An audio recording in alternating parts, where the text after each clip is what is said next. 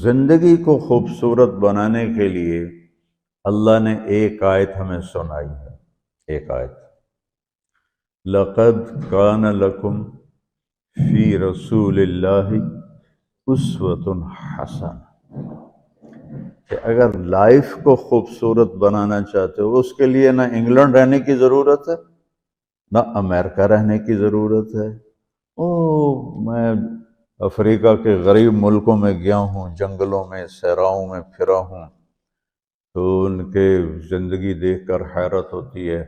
ان کو آج کی دنیا کی کسی چیز کی کوئی خبر نہیں، آج بھی ان کے گھر میں روشنی کا کوئی انتظام نہیں، چاند کی روشنی ان کی روشنی ہے، رات کو ان کے گھروں میں چراغ بھی نہیں جلتے۔ میں ایسے ملکوں میں گیا ہوں۔ لیکن اگر زندگی خوبصورت ہے تو رات میں بھی سورج نظر آئے گا اور دن میں بھی چاند نظر آئے گا۔ اگر زندگی اداس ہے، زندگی ویران ہے، زندگی میں بیوٹی نہیں ہے، تو آپ کو انگلینڈ بھی سب صحرا نظر آئے گا۔ آپ کو خوبصورت اسکاٹ لینڈ کی وادیاں دیکھ کر بھی مزہ نہیں آئے گا، کیونکہ یہاں کچھ گڑبڑ ہے۔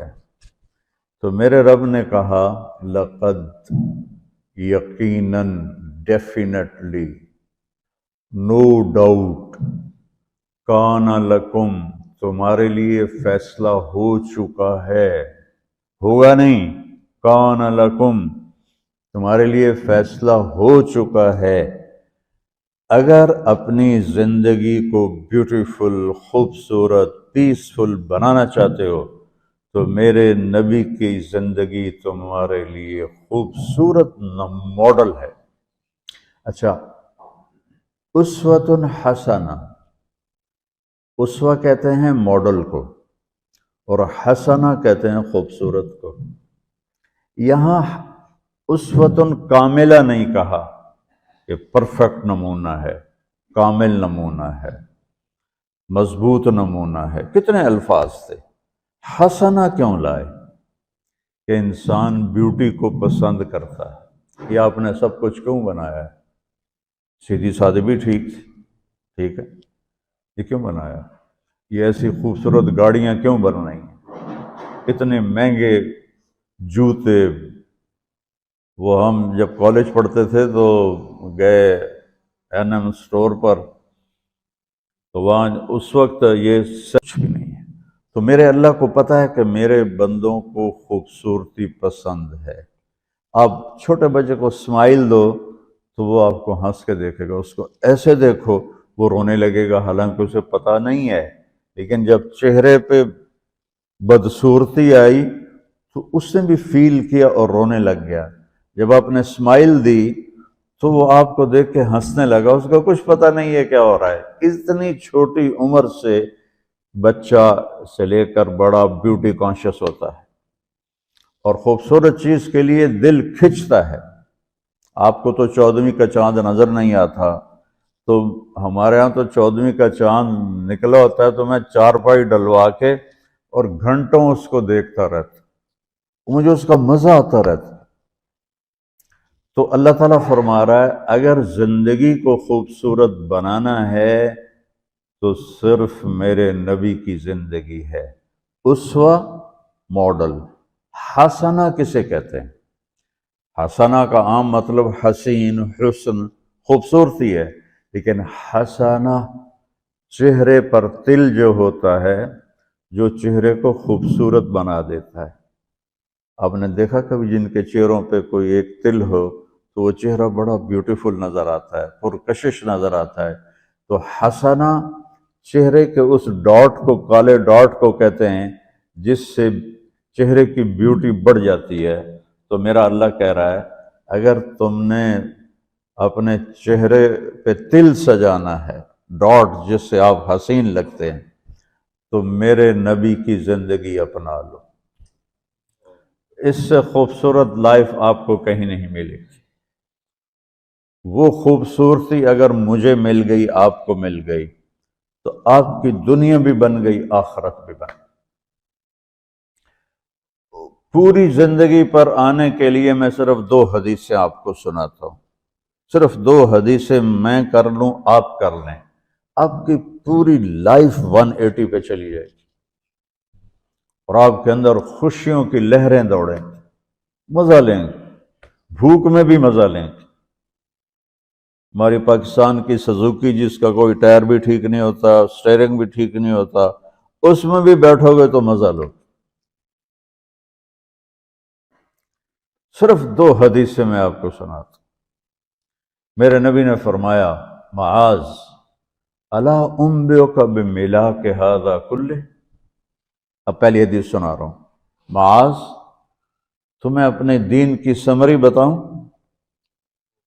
30 پارے قرآن، 10 لاکھ حدیثیں، اور بتانے والا طارق جمیل نہیں، اللہ کا نبی ہے، کہ تمہیں سمرائز کر کے دوں اپنی شریعت۔ ان کا جی ما ہوا، وہ کیا ہے؟ تو آپ نے زبان باہر نکالی، یہ نشان بنایا کینچی کا اور یوں کیا، پھر کہا کف ھذا، اپنی زبان پہ قابو رکھنا سیکھ لو، اپنی زبان کو سنبھال لو۔ کینچی بنائی، کینچی کاٹ دو۔ اچھا، یہ جو ایکشن کر کے بتانا ہوتا ہے یہ چھوٹے بچے کے لیے ہوتا ہے۔ ہم چھوٹے بچے کو جب کوئی چیز سمجھاتے ہیں تو ایکشن کر کے سمجھاتے ہیں۔ یہ کون ہے؟ معاذ بن جبل۔ آپ نے فرمایا قیامت کے دن میری امت کے علماء کا جھنڈا معاذ ابن جبل کے ہاتھ میں ہوگا۔ یہ وہ شخص ہے، اور یہ وہ شخص ہے جو اللہ کے نبی کی زندگی میں فتویٰ دیتے تھے، صحابہ حضور کے ہوتے ہوئے ان سے فتویٰ لیتے تھے۔ یہ وہ شخص ہے، یہ وہ شخص ہے 1,24,000 صحابہ میں واحد آدمی ہے جس کو آپ نے کہا یا معاذ انی احبک، اے معاذ میں تم سے پیار کرتا ہوں۔ واحد آدمی، اکیلا۔ اور میں کوئی 7-8 سال پہلے اردن گیا تو میں اربدن کی قبر کی زیارت کے لیے گیا۔ میں جب انٹر ہوا اس وقت ان کو وفات پائے 1418 سال ہو چکے تھے، 1418 سال ہو چکے تھے۔ میں ان کے قبر پہ کھڑا ہوا، خوشبو ہی خوشبو تھی، قبر پہ کپڑے پڑے ہوئے تھے۔ میں سمجھا یہ چادروں سے خوشبو آ رہی۔ میں تو ایک آدمی اور وہاں کھڑا میری حیرت کو سمجھ گیا، کہا خوشبو سونگ رہے ہو؟ میں نے کہا ہاں سونگ رہا ہوں۔ مجھ سے کہنے لگا چادروں سے آ رہی ہے؟ میں نے کہا ہاں۔ کہا سونگو۔ تو میں نے چادروں کو سونگا، کسی ایک میں نہیں تھی۔ پھر اس صاحب نے مجھے بتایا کہ یہ اس قبر سے ہر وقت خوشبو آتی ہے۔ 1418 سال ہو گئے اور اس بندے کی قبر سے خوشبو آ رہی ہے۔ اس کو ایسے سمجھایا جیسے معصوم بچے کو۔ ایسا کیوں کیا؟ کہ یہ مشکل ترین کام ہے۔ آپ کے یہ موٹر ویز پر کتنے بڑے بڑے ٹرالے چل رہے ہوتے ہیں، ان کو بریک لگانا آسان ہے۔ کتنے بڑے بڑے کروز میں نے کئی دفعہ سفر کیے تو ان کو بریک لگانا آسان ہے، اور 380 کو بریک لگانا آسان ہے، اس کم وقت کو بریک لگانا بڑا مشکل۔ اللہ نے اس پر 32 تالے لگائے، 32 دانت، کہ اس کے اندر رکھ، اس کو اندر، اوپر مین گیٹ لگایا، اسے بند کر کے رکھ، اور فرمایا من کان یؤمن باللہ والیوم الآخر فلیقل خیرا او لیسکت، جو آخرت پر اور اللہ پر ایمان رکھتا ہے وہ اچھی بات کرے، اور اگر زبان پہ کوئی غلط آنے لگے تو خاموش ہو جائے۔ غیبت، بیک بائٹنگ، ٹونٹنگ، طنز، الزام، گالیاں۔ ہمارے ہاں تو گالیاں بھی بڑی سپر کلاس گالیاں ہوتی، تو اس سے اللہ اکبر کا کی مطلب ہے؟ ہمارے یہاں تو گالیاں بھی ایسی نکالتے ہیں کہ شیطان بھی کانپ اٹھتا ہے. تو اس کو روک لو. یہ ایک حدیث آپ کے لیے پورے، اور آپ نے کیا کہا؟ یہ میرا پورا دین کی خلاصہ ہے، سمری ہے پورے دین کی، زبان کی حفاظت. آپ نے ابو ذر سے کہا ابو ذر تمہیں دو باتیں بتاتا ہوں، قیامت کے دن پوری قیامت کے انسان ایسا عمل ان کے پاس نہیں ہوگا جو میں تمہیں دو باتیں بتانے لگا ہوں، اور ان کا اتنا بڑا وزن ہے کہ کسی بڑے سے بڑی نیکی کا وزن بھی اس کے برابر نہیں ہوگا. تو ابو ذر نے پوچھا جی کیا ہے؟ فرمایا ایک اچھے اخلاق اور ایک زبان کی حفاظت. ابو ذر مہینہ مہینہ کسی سے بات نہیں کرتے تھے، پورا پورا مہینہ گزر جاتا تھا کسی سے بات نہیں کرتے تھے کہ زبان سے کوئی غلط بول نہ نکلے. یہاں گھروں میں لڑائیاں کیوں ہیں؟ زبان کا بول ہے. یہاں بچوں کی طلاقیں کیوں ہو رہی ہیں؟ زبان کا غلط بول ہے. ماں باپ کیوں ہرٹ ہو رہے ہیں؟ اولاد کی بدتمیزی اور زبان کا بول ہے. زبان کا بول سینہ کاٹ کے رکھ دیتا ہے. ہمارے پاکستان میں نا بسوں کے پیچھے عجیب عجیب جملے لکھے ہوتے ہیں.